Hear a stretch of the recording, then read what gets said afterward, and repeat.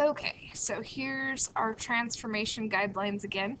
If we multiply our logarithm by a number, we are stretching or compressing it, depending on if our number that we're multiplying by is bigger than 1 or not. And then if that number we're multiplying by is negative, it would reflect our graph over the x-axis. And if the number, like if the x value itself was negative, then that would reflect the graph over the y-axis.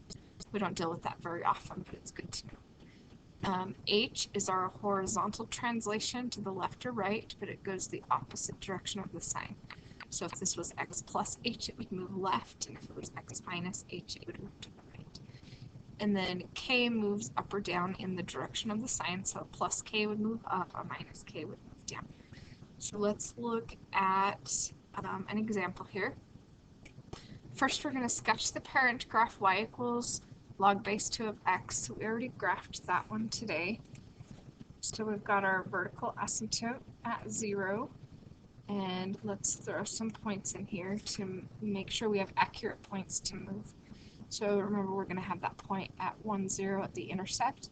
And then because the base is 2, 2 to the first power is 2. So that means going over 2 would be a power of 1, so 2 to the first power. So that's how we know where that point is. If we want, we could do another point at 4, 2, because 2 to what power is 4? Well, that's 2.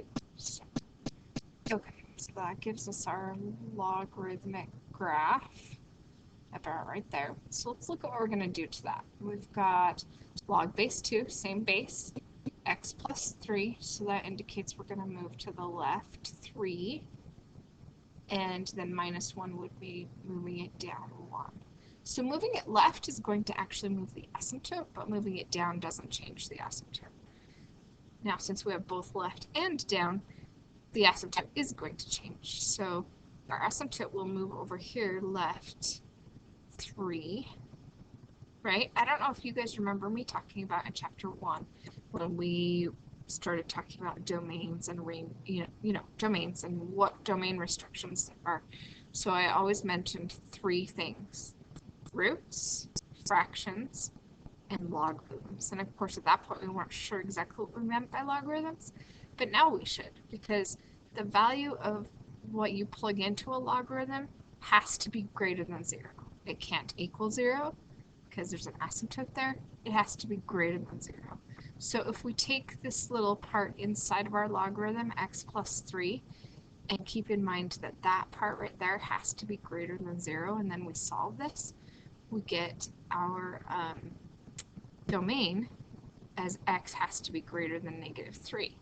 Well, because this is an x plus 3, the asymptote in the graph moved to the left 3. So our asymptote, which marks the edge of our domain, is moved to the left 3. And that agrees with this domain. X is going to be greater than negative 3. So it's just going to be on the right side of this asymptote at negative 3. And that's because of the plus 3. Right? So then we have our down 1. So let's take our point that was at 1, 0 and go left 3, down 1. So there's where that x-intercept was. And then we had a point at 2, 1. I'll do a different color just for emphasis. So 2, 1, and we're going to go left 3, down 1. And then let's take our point that was at 4, 2, go left 3, down 1. And now we've got the new points to sketch our graph. If I could just hit them properly, we'd be in good business here. So our graph has been transformed to the left 3 and down 1.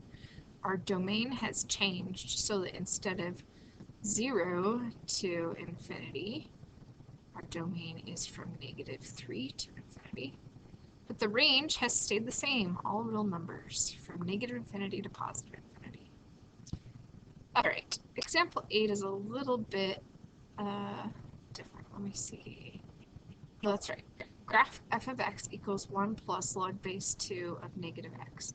Describe each part of the transformation, state the domain, range, and asymptote. First grid is for the sketch of the parent graph. Okay, so the same graph we just had right here. I'm going to go ahead and just copy those. once I actually graph something that's halfway decent, I like to reuse it. So let me just grab that whole thing. Maybe it's going to be a pain. I'll just redraw it. That's easier sometimes. Okay. So there's our asymptote. And see if I can sketch this in again. We've got our point at 1, 0, a point at 2, 1, a point at 4, 2. See if I can hit those points. Oh, but that was not nearly as good as the last time before. And then I lost my points doing that. So, okay. Yeah, that's not too bad. Okay, so we've got our asymptote at x equals 1 is our asymptote. Don't ask me where I got 1 from. It's a 0. Asymptote is x equals 0. And our domain is from 0 to infinity, and our range is negative infinity to infinity. Correct? Okay, so what's going to be happening here? Now, something that confuses students sometimes when they're doing transformations is when things are written in a different order than they think they should be. So notice how this 1 is here in the front. What is that 1?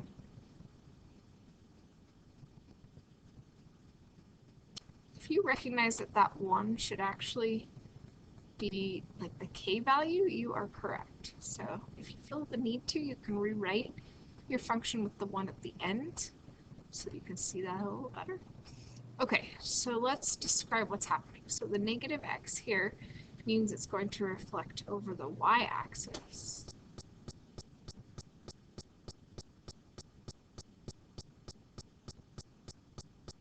And then it's going to move the entire graph up 1.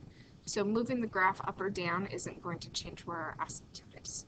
Reflecting it isn't going to either because the asymptote's just going to stay at 0 either way. So here's our asymptote, but we start with the reflection. So instead of a 1, 0, 2, 1, 4, 2, we're going to go backwards. So negative 1, 0, negative 2, 1, and then negative 4, 2.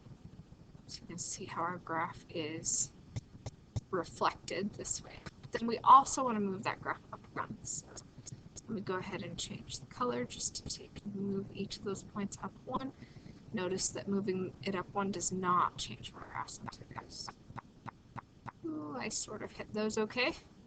So there's our graph reflected and moved up 1. So reflected up 1, we still have our asymptote at x equals 0. Our domain is still from 0 to infinity. And our range is still from negative infinity. Oh, no, wait, our domain changed. Don't you love it how I figure out that I do mistakes after the fact? You guys are probably glad, though, because then you don't have to stop and correct me. Don't you mean that that domain is now from negative infinity to 0? Yep, that's exactly what I meant. Because it's flipped over the y-axis, so the entire graph is on the left side of the y-axis instead of the right side, which changes that domain to the left side of the graph instead of the right side of the graph, where it was originally.